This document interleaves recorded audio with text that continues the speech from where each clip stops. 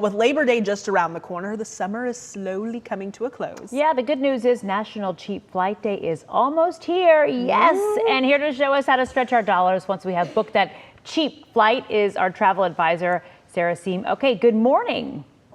Good morning. Thanks so much for having me. Okay, we should tell everyone the National Cheap Flight Day is my birthday, August 23rd. That's what a gift. Fitting. That's fitting. That day is actually the end of peak summer travel season, and you tell us that you can get a good deal on flights when the demand drops. Yes. So when you are getting those good flights, another thing to think about besides a couple main things, which is getting it in midweek as opposed to a weekend, making sure that you are flying during the work week. That'll have considerable savings. But then also thinking about what to do after you land to really maximize your dollar. You've already saved on your flight. We are so spoiled for choice here in Dallas with 2 huge airports. So you have a lot of different options that can really play around with different price points for each location. But once you are there, no matter where you're going, it's going to be shoulder season. And that's really one of the biggest things to think about is that it's not spring break, it's not summer, it's not the winter holidays. That in itself is going to give you a bigger savings. One thing that not everyone thinks about is international travel can sometimes be cheaper than domestic depending on the season. And we are in one of those seasons right now and entering into it with the summer ending. Now, speaking of that, let's talk about destinations where you can really stretch your dollars. I know one of your top picks, Sarah, is Cancun. Yes. So we have nonstops from DFW, but also the beach in itself, already free activity. The prices, whether boutique hotels or luxury hotels, are generally a fraction of the cost when in comparison to other domestic stays.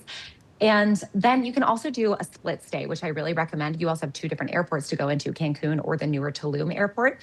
But you can go to Cancun, you can go to Tulum, you can also go over to Mayakoba for an entirely different type of stay. Okay, when we think of Orlando, we think about, Disney, right? There are ways to cut costs, though, if this is something that you plan on doing, or if you want to go to Orlando, tell us about those.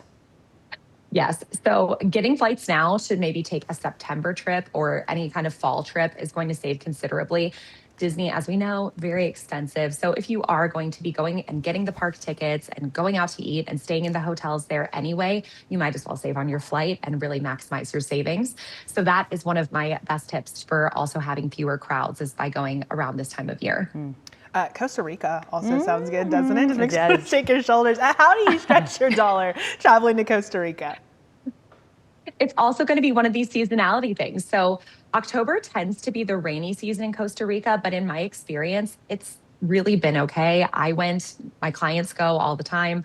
This time of year, September, October, is massively cheaper than the rest of the year. So that is a great way to experience it. Plus you have nonstops to San Jose and Liberia. Depending on where you're going, you might even want to fly into one and out of the other.